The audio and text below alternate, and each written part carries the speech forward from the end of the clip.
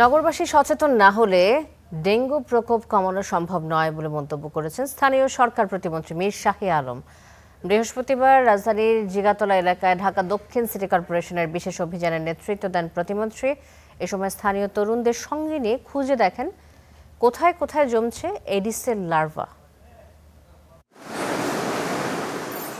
হাসপাতালে বাড়ছে ডেঙ্গু রোগীর ভিড়। দিন দিন পরিস্থিতি জটিল হচ্ছে। এডিস মশার কামড়ে ডেঙ্গু জ্বরে আক্রান্ত হয়ে গত ২৪ ঘন্টায় মারা গেছেন আরও ২ জন। চলতি বছরে এখন পর্যন্ত প্রাণহানি হয়েছে ১২ জনের।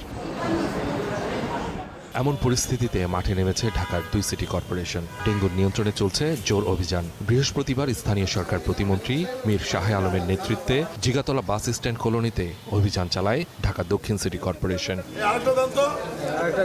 অভিযানে স্থানীয় তরুণদের সঙ্গে নিয়ে প্রতিমন্ত্রী খুঁজে দেখেন কোথায় কোথায় জমছে এডিসের লার্ভা। এ সময় তিনি তরুণদের সচেতন হবার আহ্বান জানান।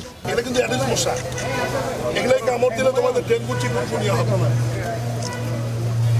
এগুলো উৎপত্তি স্থল বাবা। এই যে ফুলের টপ তোমরা রাখছো, দেখো সৌন্দর্য জন্য রাখছো, কিন্তু এগুলো পানিগুলো ফালাই দিতে হবে। পানি রাখা যাবে না তো বর্ষাকালে। একই সাথে জিগাতলা এলাকায় চলে ভ্রাম্যমাণ আদালত। দুটি নির্মাণাধীন ভবনে মেলে এডিস মশার লার্ভা। অসচেতনতার দায়ে ভবন মালিকদের ১ লাখ টাকা জরিমানা করা হয়। দ্রুত ময়লা আবর্জনা পরিষ্কারের নির্দেশ দেন প্রতিমন্ত্রী। এটা একটা গণপূর্ত স্টাফ কোয়ার্টার। আমরা পায়ে হেঁটে যেতে তো হঠাৎ মনে করলাম যে ভিতরে গিয়ে আসি। এত বাজে অবস্থা এখানে। গণপূর্ত তারা কোনো পরিষ্কার পরিচ্ছন্নতার অবস্থা নাই, এখানে ড্রেন ব্যবস্থা নাই। এবং আমরা এখান থেকে যে ফুলের টব বালতি বিভিন্ন জায়গা থেকে আপনাদের উপস্থিতিতে স্বচ্ছ পানি নিয়ে পরীক্ষা করে দেখলাম, এখানেও এই কোয়ার্টারের মধ্যেও শত শত larva.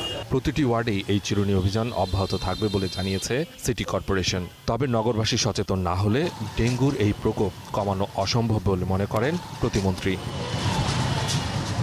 Suman Mahmud, star news, Dhaka.